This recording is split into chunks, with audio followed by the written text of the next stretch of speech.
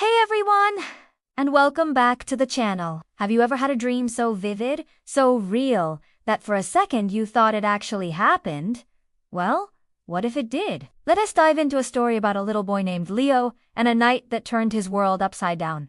Literally, it all started on a perfectly ordinary Tuesday night. Leo, our brave hero with a wild imagination, had just drifted off to sleep. His dreams were always epic adventures, filled with the silliest, most wonderful characters you could imagine. Tonight's dream featured Captain Quackers, a pirate duck with a rubber sword, and Sir Reginald, a knightly squirrel who was afraid of heights. They were on a quest to find the legendary gummy bear treasure. But as Leo's dream reached its peak, something strange happened. A shooting star streaked across the real-world sky, its dust sprinkling through Leo's open window with a gentle asterisk poof, asterisk, and a shimmer of light.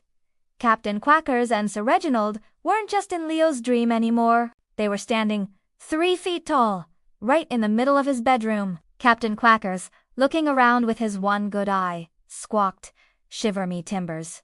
This be a strange-looking ship." Sir Reginald, meanwhile, was trembling, clutching his tiny acorn shield. "My good captain," he chattered, "we seem to have landed in the lair of a giant.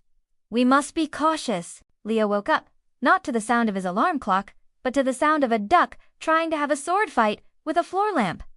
He blinked once, twice, then rubbed his eyes. Nope, they were still there. A pirate duck and a knightly squirrel, in his room! Instead of screaming, Leo just grinned. This was even better than the dream. "Captain Quackers!" "Sir Reginald," he whispered. They both turned, eyes wide. "The giant knows our names," squeaked Sir Reginald, hiding behind a pillow. The night quickly descended into the most magical and silly chaos imaginable. Captain Quackers decided the bathtub was the perfect vessel for a voyage across the bathroom sea. He filled it to the brim, creating a tidal wave that soaked the rug. Sir Reginald, in a moment of bravery, attempted to joust with the family cat, who was utterly unimpressed and simply flopped over for a belly rub. They tiptoed to the kitchen for a midnight snack, where Captain Quackers declared that chocolate syrup was a far greater treasure than gummy bears, leading to a sticky mess all over the countertops. Leo was having the time of his life, directing his dream come to life friends. He showed them his toys, which Sir Reginald thought were captured goblins, and helped Captain Quackers navigate the treacherous staircase mountain.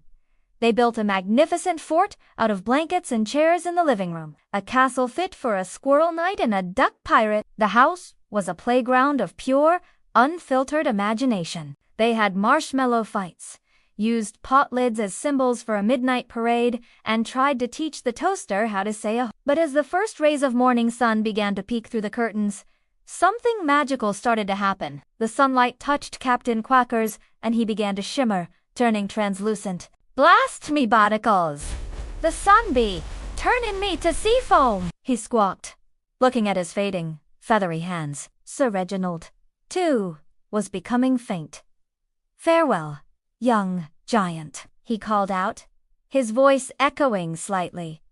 "It was an honor to quest with you." Leo watched, a little sad but mostly full of wonder, as his friends dissolved into sparkling dust motes, dancing in the sunbeams. The chocolate syrup on the counter vanished. The bathtub was suddenly dry. The blanket fort neatly folded itself back into a pile. By the time the sun had fully risen, the house was exactly as it had been before, with not a single feather or acorn out of place. Leo was left sitting in his quiet living room, the memory of the night's adventure warm in his heart. Was it all just a dream? Maybe.